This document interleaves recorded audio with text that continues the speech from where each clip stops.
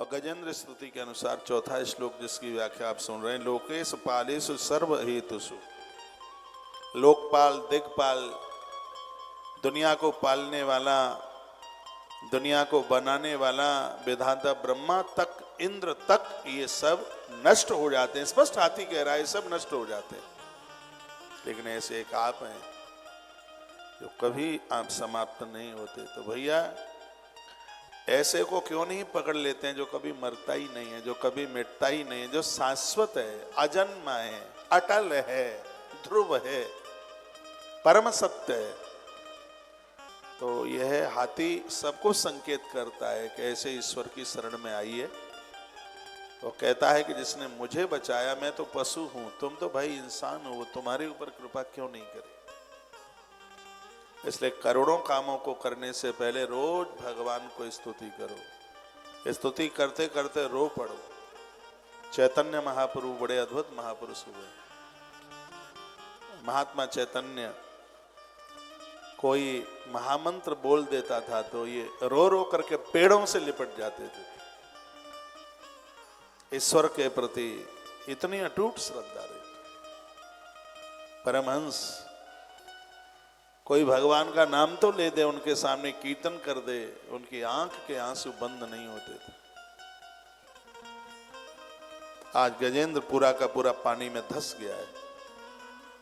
यानी संसार में डूबे हुए लोग, यह जीव ही गजेंद्र है। पूरा संसार में डूबा है, घर गृहस्थी के माहौल में इतना फंस गया है कि बस बची खुची श्वासें, अब यह श्वासें ईश्वर के लिए समर्पित कर दी जाएं तो भगवान हमारे जीवन को निहाल कर देगा। इसी संदर्भ में यह गजेंद्र मोक्ष का स्तोत्र भगवान शुकदेव ने परीक्षित राजा को, परीक्षित भी उस समय जीवन अब कहाँ है, थोड़ा सा ही तो बचा था। जिस दिन इस कथा को सुना रहे थे उस दिन वो चौथे दिन की कथा चल रही थी भागवत में। 3 ही दिन तो बचे थे उसको छोड़ करके। तो जिस समय शुकदेव भगवान ये गजेंद्र मोक्ष का स्तोत्र सुना रहे थे, उस समय परीक्षित की आंखों में अश्रु पनारे चल रहे थे, भारी रोए।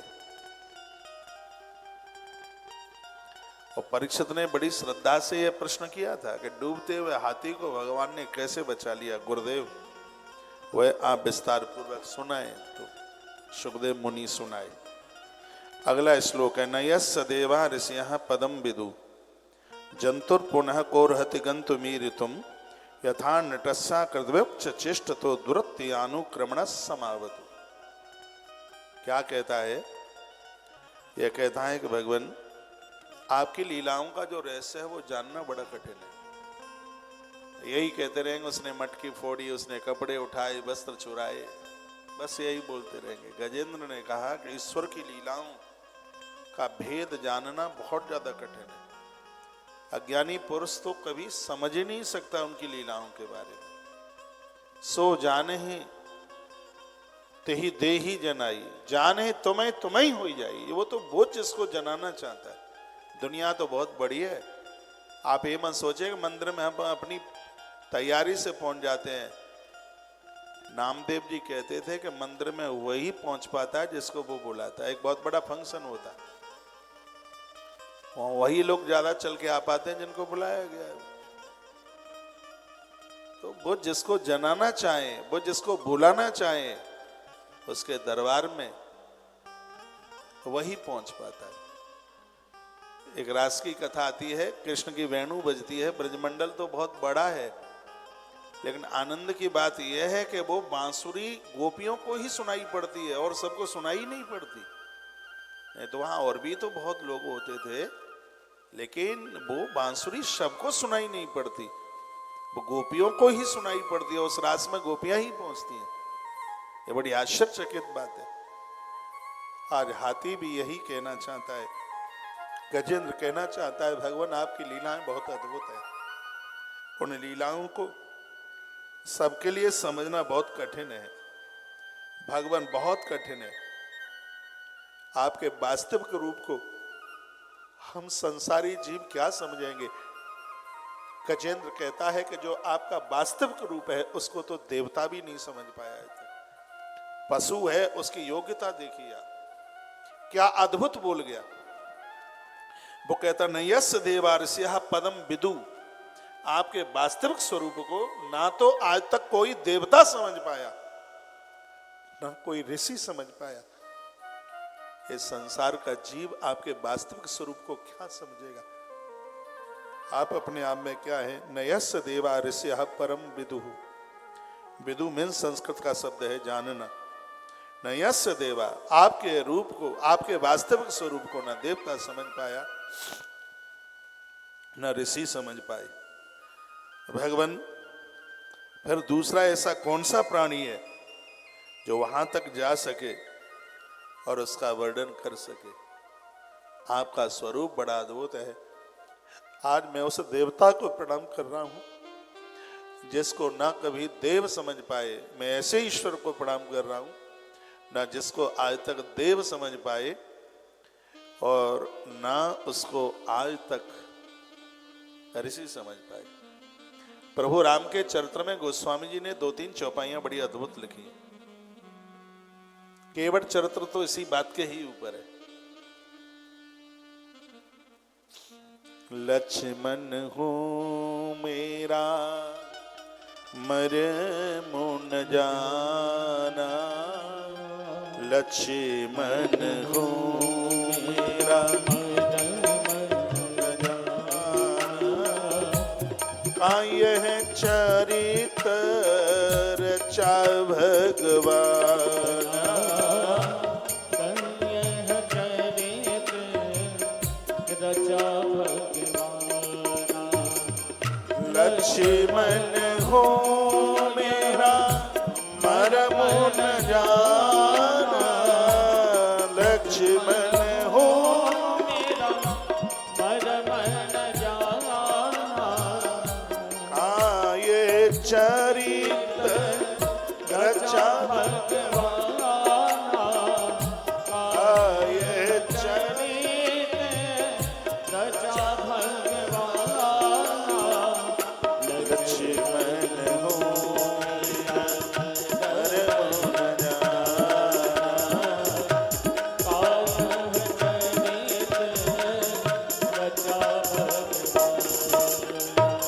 लखन लाल 24 घंटे भगवान के संग रहते हैं, लेकिन वह भी है मर्म नहीं समझ पाए कि भगवान लीला क्या कर रहे हैं। यही तो कह रहा है गजेंद्र, यही तो कहता है कि आपकी लीला को कोई नहीं समझ सकता। आप क्या कर रहे हैं किसी के समझ की बात नहीं है। लक्ष्मण नहीं समझ पाए।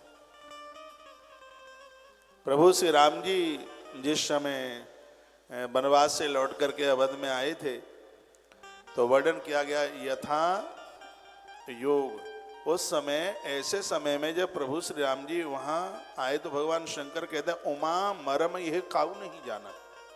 क्या मरम था कि जितने लोग उतने ही राम।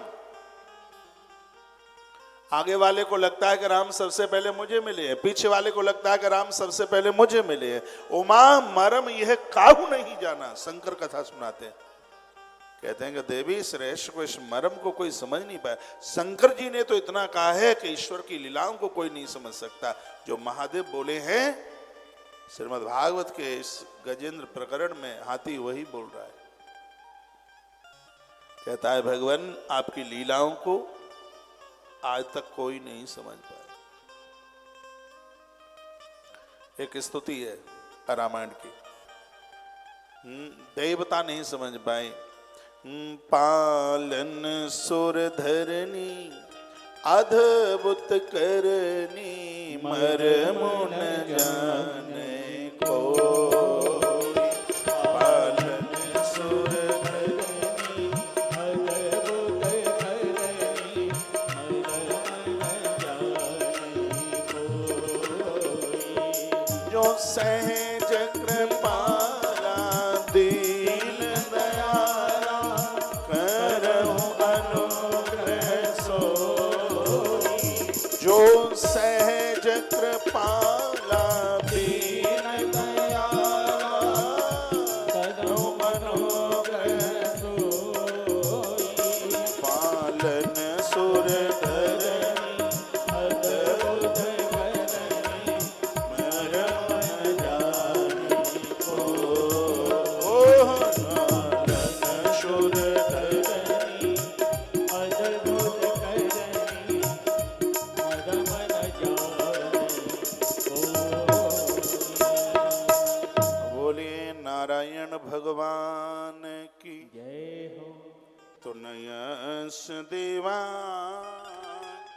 ऋषया परम विदुर जंतु पुनः कोर्हति गन्तुमीरितुम् यथा नटस्या कृतिभिर्विचेष्टितो दुरत्यनुक्रमण समावतु। हे भगवान, जिससे देवता नहीं समझ पाए, जिसे ऋषि नहीं समझ पाए, आज तक नहीं जिसे समझ पाए, मन बुद्धि चित्त और अहंकार वहां तक पहुंच नहीं पाया, जिनकी लीलाओं को आज तक समझा नहीं गया, वह प्रभु मेरी रक्षा करे। मैं उनकी शरण में आया, ऐसे प्रभु की रक्षा में मैं आया हूं। आज मेरी बाह, आज मेरी बांझू बिल्कुल उन्हीं के हाथ में। दो पंक्तियां गाएंगे। पकड़ लो बाह बनवारी या गिरधारी, नहीं तो डूब जाएगी। इन पंक्तियों पर मुझे पूरा गजेंद्र मोक्ष स्मरणित होता है। एक भक्त की पुकार, एक आवाज, और ये जितनी भी बातें हैं वो सब हमारे और आपके लिए। ईश्वर के प्रति हमारी पुकार, हमारा रुदन, हमारी अंतरंग भाषा वाणी, हमारी स्तुति, हमारा प्रणय किस प्रकार का होना चाहिए, यह श्रीमद् भागवत के अष्टम स्कंद के 3 नंबर के अध्याय में 28 श्लोकों में भगवान व्यास ने गाया। आप मेरी बहुत बातों का विश्वास करते हैं तो यह भी बात का विश्वास कर लो, आर की कथा सुनकर के नित्य गजेंद्र मोक्ष का पाठ, गजेंद्र मोक्ष का पाठ आप ना कर पाए तो आपको गुरुमंत्र में कोई भी मंत्र मिला हो, ओम नमो भगवते वासुदेवाय, गजेंद्र मोक्ष का आरंभ बिल्कुल इसी मंत्र के सार से आरंभ होता है। ओम नमो भगवते वासुदेवाय। कोई भी मंत्र आपको गुरु दीक्षा में मिला हो, ओम नमः शिवाय और ओम नमो भगवते वासुदेवाय, इसको दिन में तो रोज एकाध बार बोल ही लेना। ना नारायण के बिना काम चलेगा, ना शिव के बिना काम चलेगा। नारायण के जितने भी रूप हैं द्वादशाक्षर मंत्र में वो सब समाहित है। महादेव के जितने भी रूप हैं ओम नमः शिवाय में सब समाहित है। आइए मैं 2 पंक्तियां आपके बीच में रख दूं। पकड़ लो वहां गिरधारी बनबारी, नहीं तो डूब जाएगी।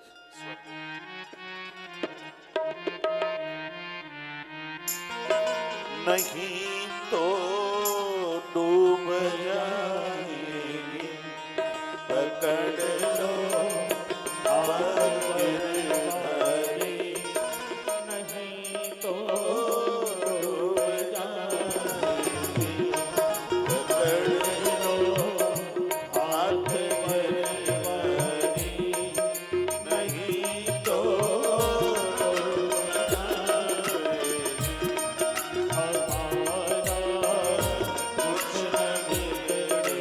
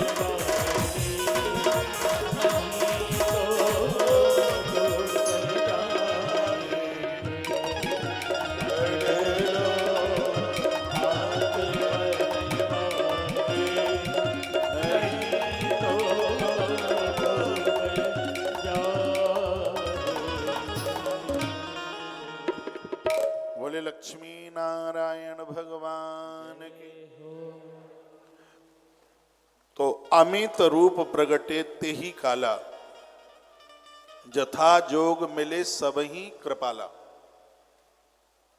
उमा मरम यह काऊ नहीं जाना।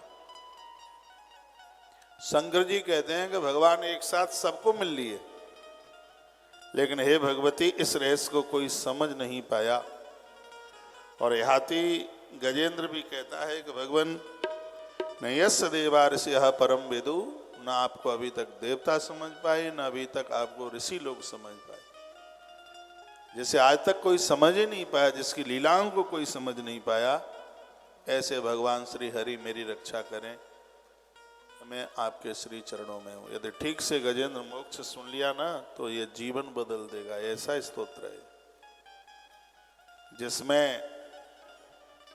भक्त किस प्रकार से भगवान को पुकारता है और भगवान कैसे उलाने पाम भाग करके उसकी रक्षा करते। अगला श्लोक देखिए। भागवत के अनुसार 7 नंबर का श्लोक, गजेंद्र मोक्ष के अनुसार 6 नंबर का श्लोक। गजेंद्र कहता है स्वर। गजेंद्र ने कहा दिद्रक्षभो यस पदम सुमंगलम, विमुक्त संगा मुनिया सुसाधव, चरंत लोक व्रतम व्रणम बने, भूतात्म भूताशुर समय गति। गजेंद्र मोक्ष का हर श्लोक प्रभावी है, लेकिन ये मुझे बहुत अच्छा लगता है। जैसे श्लोक की बात मैं आपके बीच में कर रहा हूं। कहता है जिनके परम मंगल में स्वरूप का दर्शन करने के लिए महात्मा लोग संसार से आसक्ति को त्याग देते हैं, अपने बच्चे कुटुंब खानदान को छोड़ छाड़ करके वन के लिए चले जाते हैं। क्या कहा? जिनके परम मंगल में स्वरूप का सिर्फ दर्शन करने के लिए। वही बात आ गई ना, जिसमें हाथी कहता है मैं मर जाऊं, मुझे चिंता की बात नहीं है, बस एक बार आपका दर्शन हो जाए। वही बात इस गजेंद्र मोक्ष के इस श्लोक में कहता रक्षभे यस्य पदम सुमंगलम। अपना मंगल चाहने वाले महापुरुष लोग आपकी एक झलक देखने के लिए, जैसे छोड़ना बड़ा मुश्किल है, जीवन में बहुत मुश्किल है माँ बाप को छोड़ना, परिवार को छोड़ना, घरवाली को छोड़ना, बच्चों को छोड़ना, और महात्मा लोग क्षणों में छोड़ करके चले जाते हैं। गजेंद्र कह रहा है। इसलिए तो साधुओं का दर्शन सदैव मंगलकारी है। ये भोग वासना विलासता से बहुत दूर है। कहता दिद्रक्षभो यस पदम सुमंगलम, विमुक्त संगा मुनिया सुसाधुवा। कितना प्यारा श्लोक है। महापुरुष लोग घर द्वार परिवार संसार से आसक्ति को त्याग कर छोड़कर आपकी एक झलक पाने के लिए वो वन में चले जाते हैं। आपके लिए रोते रहते हैं, आपके लिए बिलखते रहते हैं। भगवान आपके लिए जिनकी आंख में आंसू होते हैं, अखंड ब्रह्मचर्य धर्म का पालन करते हुए, भगवान यह जीवन में बहुत कठिन है, लेकिन आपकी एक झलक पाने के लिए और वो संकल्प ले लेते हैं कि हम अखंड इस ब्रह्मचर्य धर्म का पालन करेंगे। और भगवान उस ब्रह्म साधना में समाहित लोगों को जब आपका दर्शन होता है, धरती की इस भू संपदा, धरती पर ऐसी कोई संपदा नहीं है जो उन क्षणों का मोल बता दे कि उसका मोल कितना है जिन क्षणों में आपका दर्शन होता है। पशु है, लेकिन उसकी भाषा देखिए। दिद्रक्षभो यश पदम सुमंगलम, विमुक्त संगा मुनियः सुसाधुः। संसार की कामना आसक्ति छोड़कर, कुटुंब खानदान परिवार पत्नी बच्चों को छोड़ करके, और वह अच्छे लोगों का संग करते हुए ब्रह्मचर्य का पालन कर, चरंत लोकः व्रतम व्रणम बने। और ऐसे व्रत का पालन करते चरंत लोकः व्रतम, ब्रह्मचर्य किसे कहते हैं? जो ब्रह्म में ही चरता है, यानी चलता है, चिंतन करता है, उसी में स्मरण करता है, ईश्वर में ही समाहित हो जाता है। वो वन में जाकर भूतात्म भूतासुरधः समय गति, वही मुनियों के सर्वस्व भगवान। हे भगवान, आप ऋषियों के हैं, आप उनके हैं जिनको संसार से आसक्ति नहीं रही बिल्कुल, जो आपके ही भरोसे। ये बात भगवान कपिल ने भी माता देवती को कही। आप उनके हैं जिनको संसार में बिल्कुल आसक्ति है ही नहीं। मैं बहुत बार कहता हूं, संसार में आए हो, संसार में ऐसे रहो जैसे पानी में नाव। पानी में नाव चले तो चले, पर नाव में पानी न आने दो।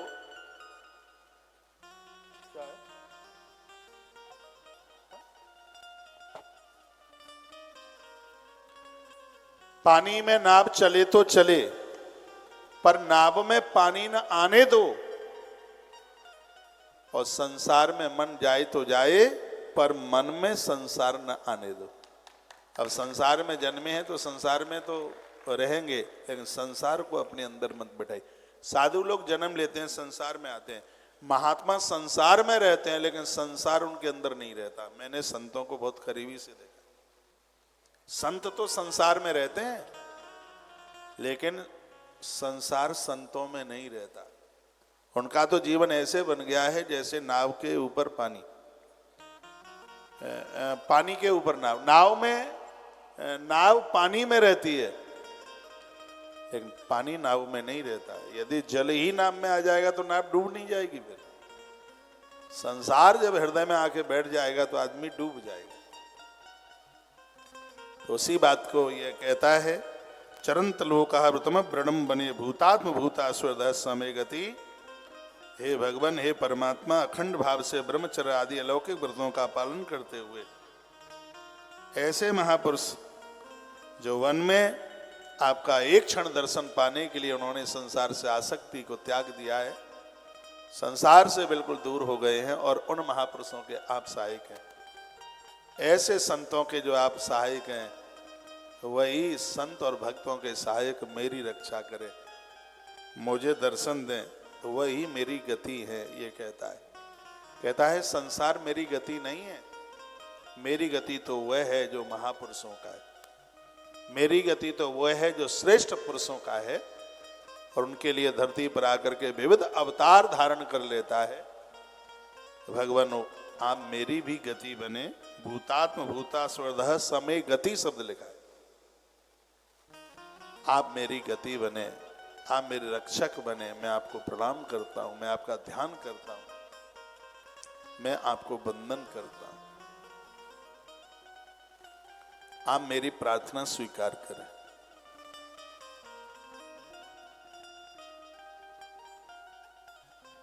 बोलिए भक्तवत्सल भगवान की जय हो, श्री हनुमान जी महाराज की जय हो।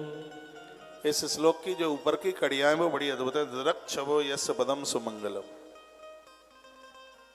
आंखें एक बार उसको देख लेती हैं तो जीवन मंगल कारक हो जाता है। हाथ जोड़ के मेरी प्रार्थना है, प्रातः आप जागे तो सबसे पहले ना आंखों से भगवत दर्शन करें। मोबाइल देख करके प्राय लोग बिस्तर छोड़ते हैं, उसके स्क्रीन पर भगवान की फोटो तस्वीर लगाइए। अपने शयन कक्ष में भी भगवान की तस्वीर लगाइए। प्रातः आप जागे तो आपकी आंख भगवान का ही दर्शन करे। आंखों को एक खुराक में लेके सबसे पहले वो भगवती दर्शन करे, ईश्वर का दर्शन करें। रक्षभो यस पदम सुमंगलम। जो आंखें उनका दर्शन करती हैं भैया, उनका दर्शन मंगल में है, हर प्रकार से मंगल करने वाला है। ये गजेंद्र कहता है आपका दर्शन मंगल कारक है, इसलिए तो मेरी आंखें तरस रही हैं आपका दर्शन करने। महात्मा लोग अपना मंगल करने के लिए जीवन भर संसार से आसक्ति त्याग कर वन में ब्रह्मचर्य धर्म का पालन करते हुए और अच्छे अच्छे महापुरुषों का संग करते हुए अपना पूरा जीवन आपके लिए खपा देते हैं। ऐसे महापुरुषों को दर्शन देने वाले हे महानायक, हे महाप्रभु, हे परमात्मा, आप मेरी गति बने। मैं आपसे प्रार्थना करता हूं, मुझे आपका दर्शन हो जाए। ये कहा समझ में आ रहा होगा थोड़ा बहुत आपके में। हाँ? गजेंद्र मोक्ष स्तोत्र आप सुन रहे हैं, और ये सब अब सीधे मंत्र आप पढ़ लोगे इसके श्लोक तो बस वो ही है कि काखा गा घा गा गा छा छा जा ABCD EFG ये सब पढ़ लिया, उसका अर्थ हम जप करते हैं, मंत्र आता है, गुरुजी ने दिया है, लेकिन उस मंत्र का अर्थ नहीं पता होता। मंत्र का यदि अर्थ पता हो जाए तो मंत्र को जपने में और ज्यादा श्रद्धा हो। किसी व्यक्ति के बारे में, उसके महात्म्य में, देखो ये भागवत है, सबसे पहले इसका महात्म्य, हर पुराण का सबसे पहले उसका महात्म्य होता है, उसकी महिमा। क्योंकि हमें किसी के बारे में पता होता है तो उसके प्रति हमारी श्रद्धा बहुत टिकती है। किन्हीं लोगों से हमें घृणा हो जाती है तो कब होती है? जब उनके कुकर्मों का पता लगता है तो घृणा हो जाती है, और अच्छे कामों का पता लगता है तो उनके प्रति श्रद्धा हो जाती है, आत्मीयता हो जाती है, उनके अंदर जुड़ाव हो जाता है उनसे। तो ये गजेंद्र मोक्ष तो समझ लो कि भगवतीय कृपा का महात्म्य है। ईश्वर की क्या कृपा है, ईश्वर क्या अपने भक्तों के लिए करते हैं, यह गजेंद्र ने अपनी भावना में व्यक्त किया है। इसकी कही गई बातें वो बड़ी अद्भुत है। वो कहता है कि आपका एक क्षण का दर्शन जीवन को मंगलमय कर देता है। सुबह भोर में जागो तो सबसे पहले आंखें भगवान का दर्शन करें, है ना, आंखों को इनकी खुराक दीजिए, ये सबसे पहले। मैं तो ऐसा ही करता हूं, ये आंख, ये नेत्र सबसे पहले भगवत दर्शन करें।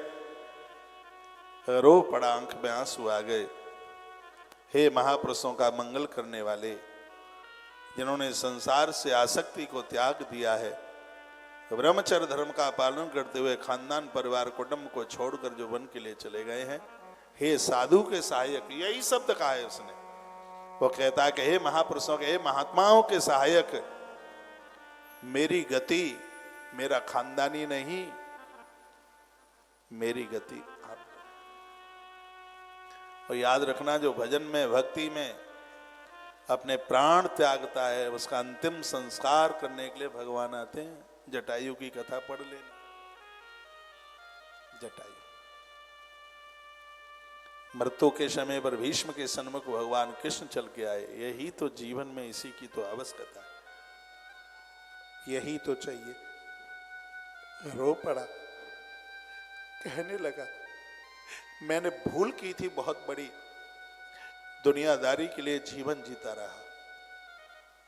हे भगवान, आज मेरी समझ में आ गया है, मौत ने मेरा पांव जकड़ लिया है।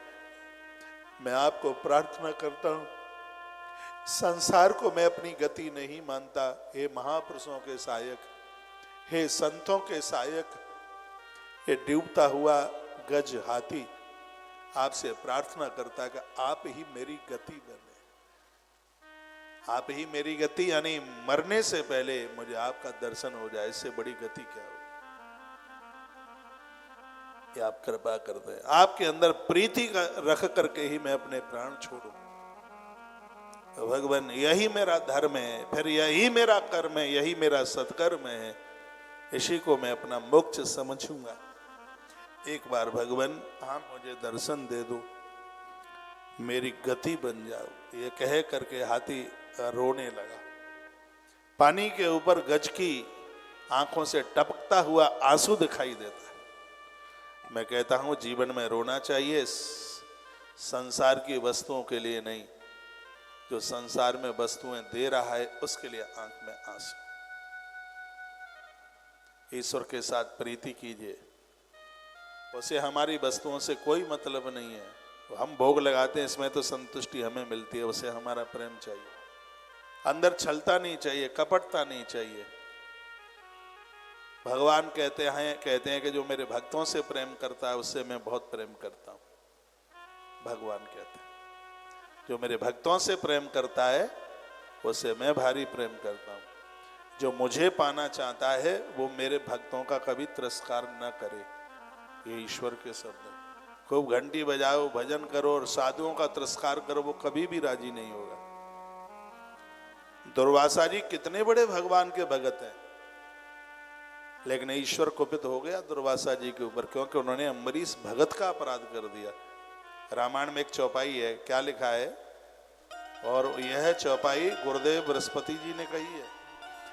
जो अपराध भगत सन करही, जो अपराध भगत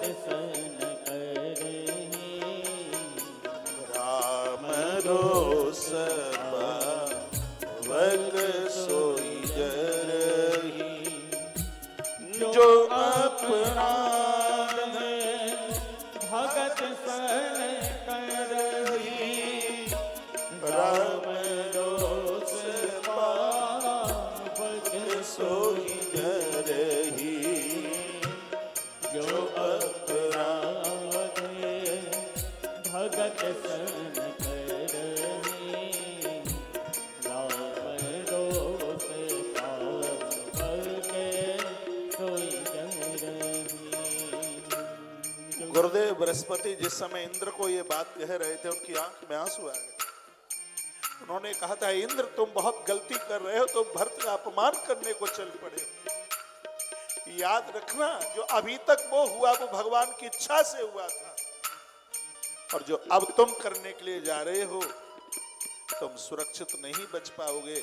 भगवान की क्रोध की अग्नि से तुम जल करके राख हो जाओगे। सुन सुरेश उपदेश हमारा, मेरा उपदेश सुन लो। क्या है? राम ही सेवक सदैव प्यारा। भगवान को अपना सेवक सदैव प्रिय है। गुरुदेव बृहस्पति ने इंद्र को कहा था, जो भगवान के भगत को प्रेम करता है, परमात्मा उसको उठा करके अपने हृदय में रख लेते हैं। ईश्वर उससे कभी दूर नहीं जाते। इसलिए भगवान के भक्तों को, उनके प्रेमियों को खूब आदर करो, उन्हें बुलाओ, भले उनके पास पैसा नहीं है। आजकल लोग उन्हें बुलाते हैं जिनके पास धन है, जिनके पास लक्ष्मी है, संपदा है। हमारे ग्रंथ कहते हैं वो भले ही गरीब हैं लेकिन भगवान के भक्त हैं। वो तुम्हारे कार्यक्रमों में, आयोजनों में आएंगे, तुम्हारे आयोजन को सफल मंगलमय करके चले जाएंगे। उनके पास संसार के नोटों के थैले नहीं है, कि उनके पास में साधना की पूंजी है। उनका दर्शन करके जीवन मंगलमय होता है। आज हाथी रो रो करके कहता है, दिदृक्षभो यश बदम सुमंगलम। ये आंखें एक बार आपका दर्शन कर लेते हैं तो जीवन मंगलमय हो जाता है। उस मंगल के लिए महात्मा लोग संसार से आसक्ति छोड़ करके, घर द्वार परिवार छोड़ करके वो वन में चले जाते हैं। भगवान ब्रह्मचर्य साधना जीवन की बहुत बड़ी कठिन साधना है। वह किसी भी प्रकार की आसक्ति नहीं रखते, और मैंने यह समझ लिया है कि आप उनके सहायक हैं, और जो महात्माओं के सहायक हैं वही मेरी गति बने, वही मेरी मुक्ति बने। मैं आपसे ऐसी प्रार्थना करता हूँ। भूतात्म भूता स्वर्धः समय गति। मैं और कुछ नहीं आपसे मांगता, आप मेरी गति बने। मेरे अंतिम चरण में आपका दर्शन हो, मेरी जिह्वा आपका नाम लेते लेते मेरा जीवन शांत हो। आपको देखने के बाद ये आंखें फिर संसार को न देखें। पशु है गजेंद्र, और कहता है आपके लिए बोलते बोलते है मेरी जिह्वा संसार के गीत ना गाए। मैं संसार का नाम फिर अपनी जीभ से लेना नहीं चाहता। जो आंखें आपको देखने, मेरी आंखें फिर दुनियादारी को देखना नहीं चाहती है। नारायण, हे प्रभु, भूतात्म भूता स्वदः समय गति। संपूर्ण प्राणी के हृदय में जिसका वास है और जो महापुरुषों का सहायक है, ऐसा ईश्वर मेरी गति बने। मैं उनके चरणों में वंदन करता हूँ, मैं उन्हीं के चरणों में प्रार्थना करता हूँ। ऐसा कहे करके गज बहुत रो रहा है, गजेंद्र बहुत रो। यह श्लोक भी 7 नंबर का श्लोक बड़ा अद्भुत है गजेंद्र मोक्ष का। इसे रोज पढ़िए। हिंदी की बुक है आपके पास तो उसको अर्थ सहित पढ़िए। उतना विस्तार से तो उसमें व्याख्यान नहीं होगा, तो सीधा सा भी तो अर्थ उसमें होगा ही, उसको जरूर पढ़िए। कल मुझे कोई बोल रहे थे आपके सज्जन बीच में, जब मैं निकल के जा रहा था, ये गजेंद्र मोक्ष कौन सी कथा होती है? अब सुन लो ये गजेंद्र मोक्ष कौन सी कथा। राजा परीक्षित के उद्धार आत्म कल्याण के लिए सुखदेव भगवान ने गजेंद्र मोक्ष की कथा अद्भुत गाई है। श्रीमद् भागवत के 8वें स्कंद में अध्याय नंबर 3 में ईश्वर ने गज को मुक्त किया है, उसको मोक्ष दिलाया। मैं बार बार ये कहूंगा, अपने गढ़ों के अपने पार्षदों के साथ गजेंद्र को नहीं भगवान ने भेजा। गरुड़ पर पीछे नारायण बैठे हुए थे, जैसे एक बाप बेटे को अपने आगे बैठा लेता है। भगवान गजेंद्र को अपने उदर के सामने बैठा करके लेकर के ऊपर गए। जब गजेंद्र ने अपने प्राण छोड़े थे उस समय वह भगवान का पार्षद बन गया था। सुनिए अगला श्लोक क्या कहता है गजेंद्र। मेरी भाषा आपकी समझ में आ रही होगी? हाँ, आ रही है?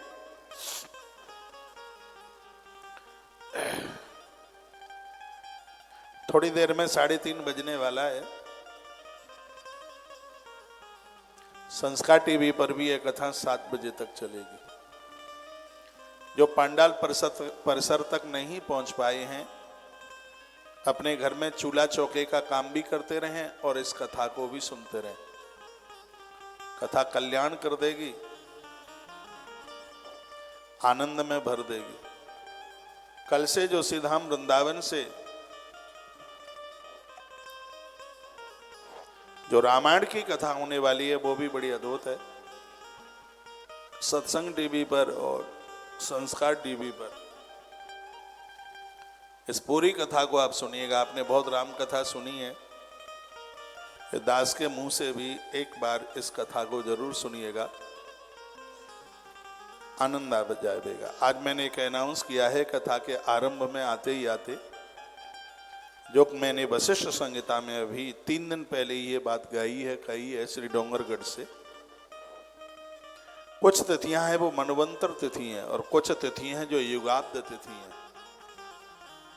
युगाब्द तिथि उसे कहते हैं जिसमें युग आरंभ होता है। जैसे वैशाख शुक्ल पक्ष की तृतीया, इसमें सतयुग आरंभ होता है। कार्तिक शुक्ल पक्ष की अक्षय नवमी, जिसमें त्रेता आरंभ होता है। भादों की वो त्रयोदशी चतुर्दशी, जिसमें गणेश विसर्जन होता है, उसमें द्वापर आरंभ होता है। और माघ मास की अमावस्या, जिसको मौनी मावस के नाम से शायद जानते हैं, कहीं तो उसमें माघ मास की पूर्णिमा लिखा हुआ है, उसमें कलयुग आरंभ होता है। इसको युगाब्द तिथि कहते हैं। इन तिथियों की अपने आप में बहुत बड़ी महिमा है। उसी प्रकार से मनवंतर तिथियां हैं, जैसे माघ मास की शुक्ल पक्ष की सप्तमी, जैसे सूर्य सप्तमी कहते हैं, इसमें मनवंतर आरंभ होता है। बढ़लिया नवह जो आषाढ़ में पड़ती है, इसमें मनवंतर आरंभ होता है। जो देव सैनी एकादशी से 2 दिन पहले तिथि पड़ती है, जिसको बढ़लिया नवमी बोलते हैं, आषाढ़ में पड़ती है ये। और आषाढ़ शुक्ल पक्ष की पूर्णिमा, जिसको आप गुरु पूर्णिमा के नाम से जानते हैं या व्यास पूर्णिमा के नाम से जानते हैं, यह भी अपने आप में मनवंतर तिथि है। मनवंतर तिथि है। और कार्तिक शुक्ल पक्ष की चतुर्थी, यह भी मनवंतर तिथि है। कार्तिक शुक्ल पक्ष की पूर्णिमा, जिसको गंगा पूर्णिमा के नाम से जाना जाता है, यह भी मनवंतर तिथि है। उसी प्रकार से फूस शुक्ल पक्ष एकादशी, जिसको पुत्रदा एकादशी के नाम से जाना जाता है, यह भी अपने आप में मनवंतर तिथि है। ये कुछ ही दिन में आने वाली है, 2 जनवरी को आ रही है। और इस तिथि में जितना भी जो भी कोई सदकर्म किया जाता है, इससे पुत्रों का उत्कर्ष और उनके लिए, उनके जीवन रक्षा के लिए माता पिता को, दादा दादी को अपने हाथों से बड़ा अच्छा सा काम करना ही चाहिए। जो पुत्रदा एकादशी को आप व्रत करते हैं, इससे बच्चों का जीवन सुखद होता है। तुलसी वन आश्रम पहली बार, तो पहली बार 28 वर्ष हुए हैं कथा कहते हुए, लेकिन पहली बार वो भी परसों वशिष्ठ संहिता में पढ़ लिया, नहीं तो जानकारी भी नहीं थी। पुत्रदा एकादशी के दिन किया गया यज्ञ, यह यज्ञ बच्चों के लिए, संतान के लिए रक्षा कवच बन जाता है। तो पुत्र रक्षा यज्ञ 2 तारीख को, यानी जो एकादशी पड़ रही है, पुत्रदा एकादशी, सीधाम वृंदावन की धरती पर तुलसी तपोवन गौशाला के पवित्र परिसर में एक बहुत बड़ा यज्ञ होने को जा रहा है। उसमें जितने भी भक्तजन आप मुझे सुन पा रहे हैं, आज से ही आप रजिस्ट्रेशन करा लेना। सहयोग राशि बहुत छोटी सी है, 1150 रुपये का सहयोग, जिसमें ब्राह्मण की दक्षिणा और उसमें यज्ञ की संपूर्ण सामग्रियां, एक विधि विधान के साथ में यज्ञ पूरा होगा। आज ही मैंने बोला है, यदि इतना भी नहीं लिया जाएगा तो फिर आपको यज्ञ का फिर मिलेगा भी क्या। तो जो लोग वहां पहुंच सकें तो 2 जनवरी को पहुंचिएगा, नहीं पहुंच सकते हैं तो नाम और गोत्र आप भेज दीजिएगा। गोत्र में सब आ जाएंगे। मैं कहूँगा जन्मपत्री में कह दिया है कि कहीं कोई उम्र की कमी है, कुछ ऐसी दिक्कत है, परेशानी है, आप इसे यज्ञ के साथ, यज्ञ के साथ जोड़िए, आनंद हो जाएगा। आप घर में जितने बच्चे हैं उनके लिए अलग अलग भी करा सकते हैं, और नहीं तो एक ही यज्ञ में आप गोत्र जोड़ देंगे तो सब उसी में समाहित हो जाएंगे। तो आप आश्रम के नंबरों पर कांटेक्ट करके और आप यह सौभाग्य कमा लें। मैं बहुत हृदय से बोल रहा हूं कि इस यज्ञ से आप चूक मत जाना, इससे आप वंचित मत रह जाना। कोरोना की स्थिति अभी भी बता रहे हैं लोग के चाइना में तो यह शुरू हो गया, इसने तबाही मचा रखी है। भगवान करे हमारे देश में ना आवे, उसके लिए हमें बड़ी सजगता से और बड़ी सावधानी के साथ में हम अपने कदमों को आगे के लिए बढ़ाएं। बच्चों के लिए एक अद्भुत, बहुत ज़्यादा अद्भुत, जिसको आप लाइव टेलीकास्ट से यज्ञ को आप देखेंगे, श्रीधाम वृंदावन की धरती, गौ माता के पावन सानिध्य में ये अद्भुत पुत्र रक्षा महायज्ञ, इसमें भी आप जुड़ करके और अपना रजिस्ट्रेशन नंबर ले लें। एक बार जयकरा लगाइए, बोलो भक्त वत्सल भगवान की जय श्री हनुमान जी महाराज की जय जय जय श्री राधे जय जय जय जय। आइए अगला श्लोक क्या कहा गजेंद्र ने, न विद्यते यस्य च जन्म कर्म वा न नाम रूपे गुण दोषैव वा तथापि लोकाप्य संभवायया स्वमायया तान्यनुकालमृक्षति। गजेंद्र अगले श्लोक में कहता है कि ना उनका जन्म है ना उनका कर्म, वो कुछ ना करते हुए सब कुछ करते हैं, कुछ और सब कुछ करते हुए वो कुछ भी नहीं करते। ना उनका कोई नाम है प्रभु, ना आपका कोई रूप है, फिर आपके संबंध में कैसे कोई दोषों की कल्पना कर सकता है। ये लोग ईश्वर में दोष निकाल देते हैं। उनके लिए गजेंद्र कहता है, भगवान आपका जन्म नहीं है, आपका कोई नाम रूप नहीं है, फिर भी लोग आपके अंदर कैसे दोषों की कल्पना कर देते हैं।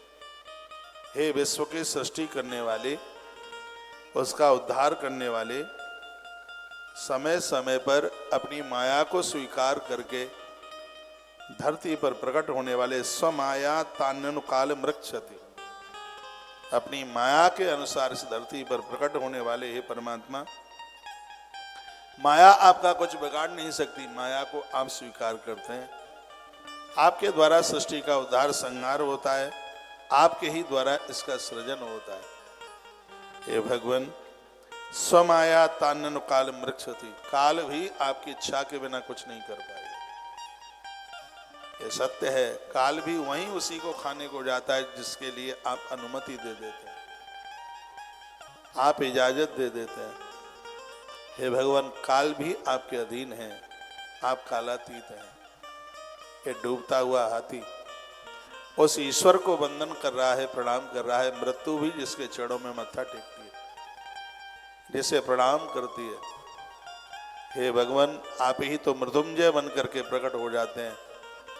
मैं आपको वंदन करता हूँ, मैं आपको प्रणाम करता हूँ। न विद्यते यश च जन्म कर्म वा, ना कोई उसका जन्म ना उसका कोई कर्म, न नाम रूपे गुण दोष है बाबा, उसका कोई भी नाम नहीं। वो लोग कितने बड़े अज्ञानी हैं जो आपके अंदर दोष निकाल देते हैं। हे भगवान, तथापि लोक का संभवाय स्वमाया तान्यनुकाल मृक्षति, आप ही उस माया को, इस दुनिया को चलाने के लिए, संसार को चलाने के लिए आप स्वीकार कर लेते हैं।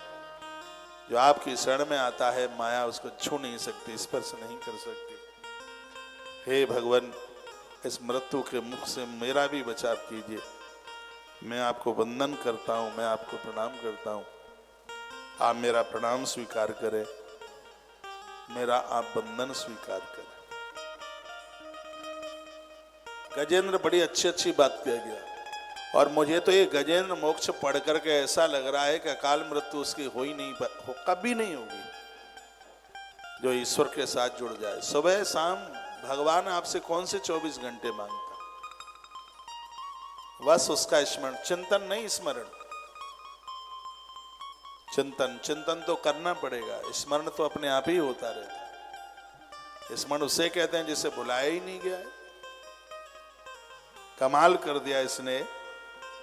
और अगले श्लोक में कहता है कि तस्मै नमः परेशाय ब्रह्मणेऽनंत शक्तये अरूपायोरुपाय नमः आश्चर्य कर्मणि। कहने लगा, आप अनंत शक्तिमान सर्वेश्वरमय हे परम ब्रह्म परमात्मा, मैं आपको नमस्कार करता हूं। तो अरूप होने पर भी आपके बहुत रूप हैं। आप अरूप होने पर भी आपके हे भगवान, आपके बहुत से रूप हैं। भगवान उनके कर्म अत्यंत, आपके कर्म बड़े आश्चर्य में हैं।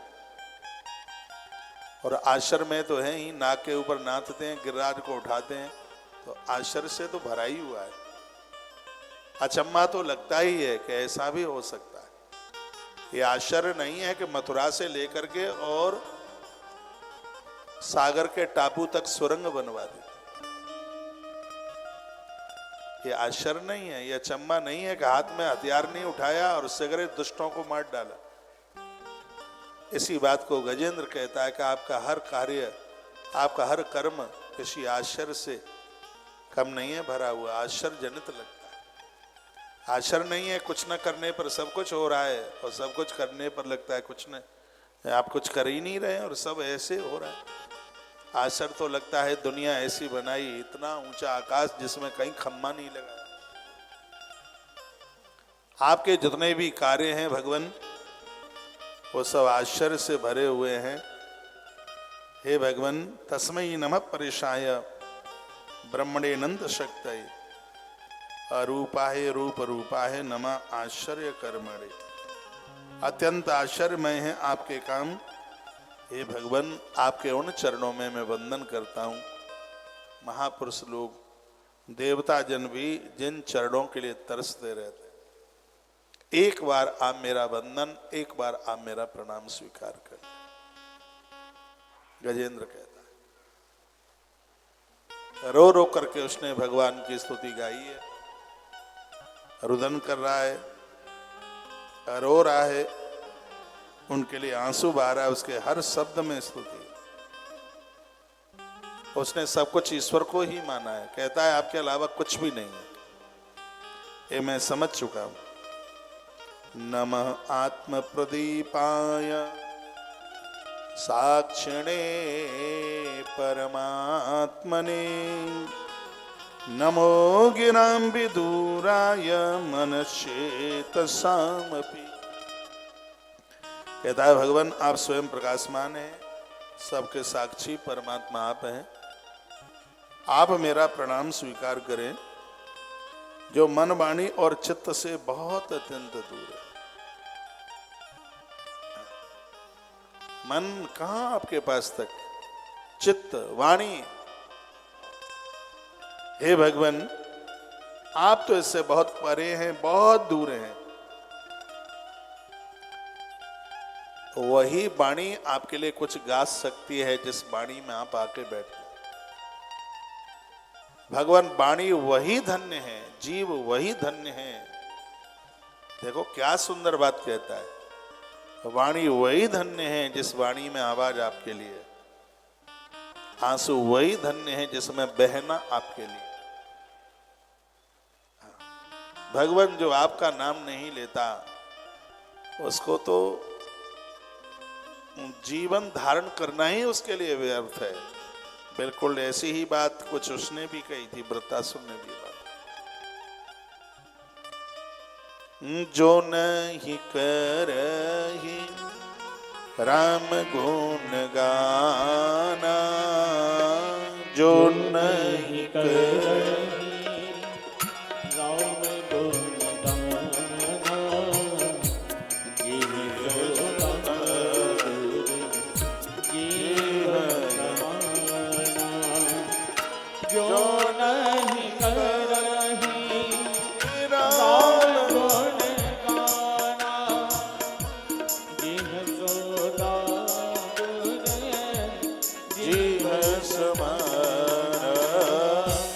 जो नहीं करही राम गुण गाना,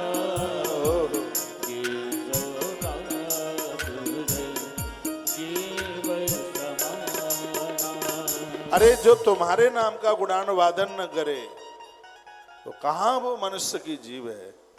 भगवन नमः आत्म प्रदीपाय, इसका अर्थ है आप स्वयं प्रकाशमान। ये संसार में जो प्रकाश जो ज्ञान है वो सब आपकी वजह से।